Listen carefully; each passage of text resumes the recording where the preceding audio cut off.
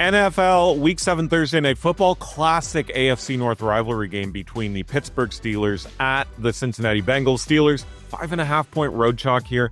A very AFC North-esque total of 42.5 here. We'll break down what you should be betting for this thing. We'll talk about Joe Flacco's debut for the Bengals in that loss. Tale of two halves for him, really, though. And it feels like, once again, we have a very, very solid Pittsburgh Steelers team to consider in this one. All that and much more. I am Ninja. He is Tony Farmer. Welcome to the channel. Hit that thumbs up button if you could be so kind. Give us a subscribe to the channel if you do not do so already, please. And thank you. And drop your favorite bet for this thing in the comment section below. Tony, terrible first half from Joe Flacco in that game in Week 6. 8 of 15 for a paltry 40 yards, but sort of put it together in the second half. 21 of 30 for 179 yards. Is that something, Tony, that you'll look for Zach Taylor and this Bengals team to build off against a good Steelers team, but one that has a pretty poor pass defense? And it should be added here, Mike Tomlin, none too complimentary toward the Browns about that Flacco trade as well. Yeah, Flacco did look better as the game went on, but I think some of that was a product of the Packers being a little less aggressive once they got a lead in that game. Not quite garbage time situation, but they also weren't being as aggressive as they were in the first half, so keep that in mind. Listen, Flacco got a big upgrade at the wide receiver position. You go from Jerry Jeudy and Isaiah Bond to T. Higgins and Jamar Chase. The problem is his offensive line isn't blocking long enough for those really good wide receivers to get open. And I think that's going to be the problem again on Thursday, because you're going up against a really good defensive front and some good cornerbacks for the Steelers who will give those wide receivers some problems. So speaking of a bad Bengals offensive line, that kind of leads me to my next question, which is about Chase Brown, because production-wise, he's legitimately been one of the worst running backs in the league this season. Just 202 yards, 74 carries for just 2.7 per. Are you expecting a guy like Chase Brown to find a bit of form, or is this a guy that we should just be blindly betting under rushing yards week in, week out here?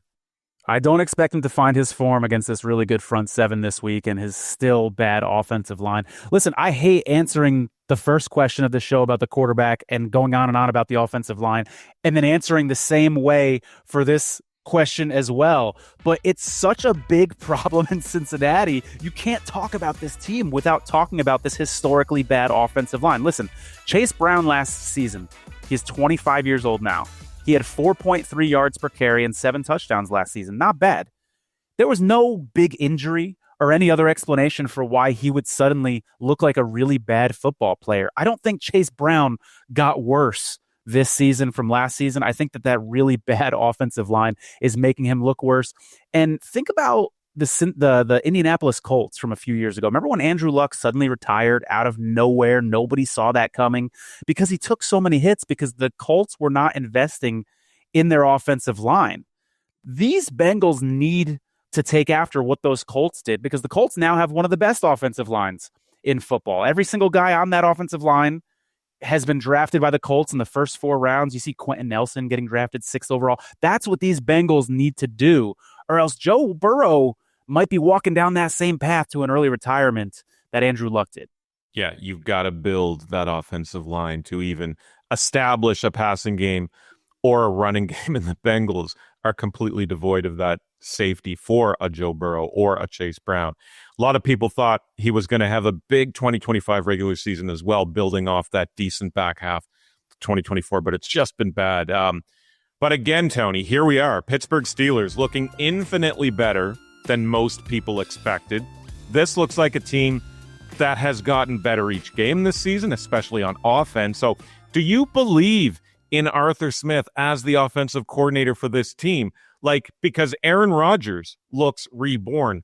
DK Metcalf has looked excellent so far. It's just all sort of fallen into place for the Steelers. I'll get to Arther Smith in a second, but you said they look better than most people expected.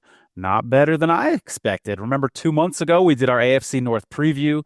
I gave out over 8.5 wins. It was plus money at the time. It's minus 290 now.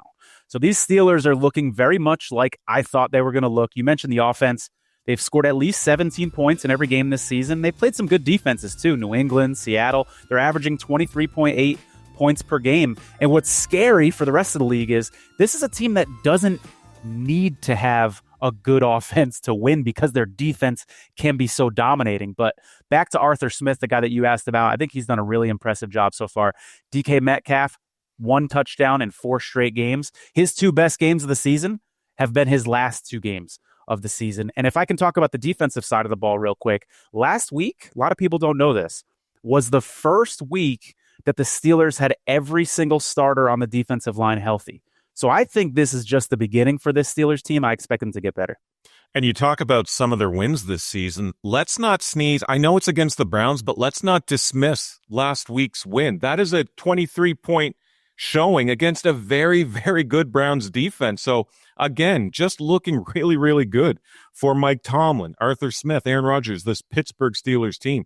Really, really impressive here in the early stages of the season. And speaking of, Tony, FanDuel has the Steelers at minus 145 to win this division.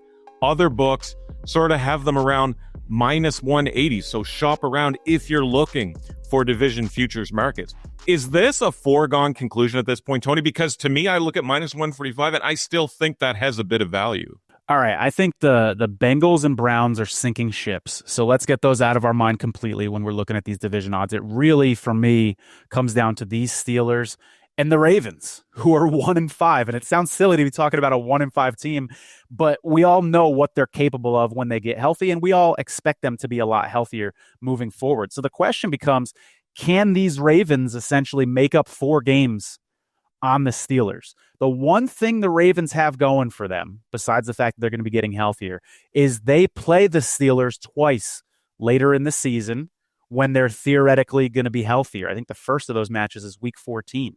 So they could potentially sweep those 2 games. You gain 2 games right there, and you get the tiebreaker in the process, and it starts to become a little bit more realistic. I agree with you, though. I still like the 145 on the Steelers. I think a lot of people just assume that the Ravens are going to get healthier, and I see that path. But is there a chance that they do get healthier and they just don't end up winning games? Like the Bengals last year. They were the team that everybody's like, yeah, but they're going to eventually get better and they might even make the playoffs, and they just never really put it all together. I think there's a possibility that the Ravens could do that again this year, and if that's the case, at 145 is a really good price because I don't see anybody else in the division touching the Steelers. Yeah, good point of bringing up those late season matchups between these 2 teams as well. Something to keep an eye on as we move throughout the regular season here. Pittsburgh, Tony, has covered the number against the Bengals in 4 straight games. They've won 3 of those 4 straight up. Do you think Mike Tomlin has a massive edge against other AFC North teams when it comes to these division games? Well, let's start with Zach Taylor, who he plays on Thursday. I do think he's got Zach Taylor's number a little bit. You mentioned the last 4 games. The one loss to Zach Taylor was that funky Week 18 game last season where the Steelers were already in the playoffs and really cared more about their health than winning that game. So I take that game out. For me, that doesn't even count. And I say Tomlin has beaten Zach Taylor straight up the last 3 times he's played each other. You mentioned other teams in the division. Yeah, he's 6-2 straight up, 6-2 ATS in his last 8 games against the Ravens. Probably the team that maybe ironically might give him the most concern is the Browns, who he just beat. Even with that win against the Browns, he's still 2-2 straight up in his last 4 games against the Browns, but the Browns just don't have the personnel. Stefanski's a great coach. The Browns just don't have the personnel to challenge Tomlin. So take the Browns out of it. That's a bit of a wash. These other 2 typical powerhouses in the division, I think Mike Tomlin does have their number. Absolute legend. Folks, sign up at Underdog today, and if you play $5, you can get 100 in bonus funds when you sign up with the code UnderdogOS. That's UnderdogOS. Plus, they have a current deposit offer of up to $1,000 in bonus funds for new customers with their 50% deposit match. That's over at Underdog. Plus, Thursday Night Football's gimme pick this week is Jaylen Warren for rushing and receiving yards. So new customers can use that gimme pick where you can choose higher or lower on up to 8 of your favorite player stats. The more you pick, the more you could win. So sign up down below through the link in the description. Use that promo code UNDERDOG All right, Tony, we talked about the numbers here. Pittsburgh, 5.5-point road favorites for this one. Total 42.5. What do you got for this game? Give me the Steelers minus 260 on the money line. I got that over at Bet365. The reason I'm staying away from the point spread here, I could see a scenario where the Bengals get a backdoor cover, somewhat similar to last week against the Packers, where they get a late touchdown, where the Packers are playing a little bit more of a relaxed defense. I could see something like that going down, but there's just a lot of things that are pointing to the Steelers here. One, Trey Hendrickson might miss this game for the Bengals. Keep an eye on his health. He had a little back issue. He's also the subject of trade rumors, so no guarantee that Hendrickson plays this week. But the big thing for me, I'm going to say it again. We started the show talking about it. We'll end the show talking about it. This Steelers defensive line against the Bengals offensive line is a massive mismatch, and I expect those guys to eat. They had 6 sacks last week against the Browns. I'm expecting 6 or more sacks potentially against this Bengals team.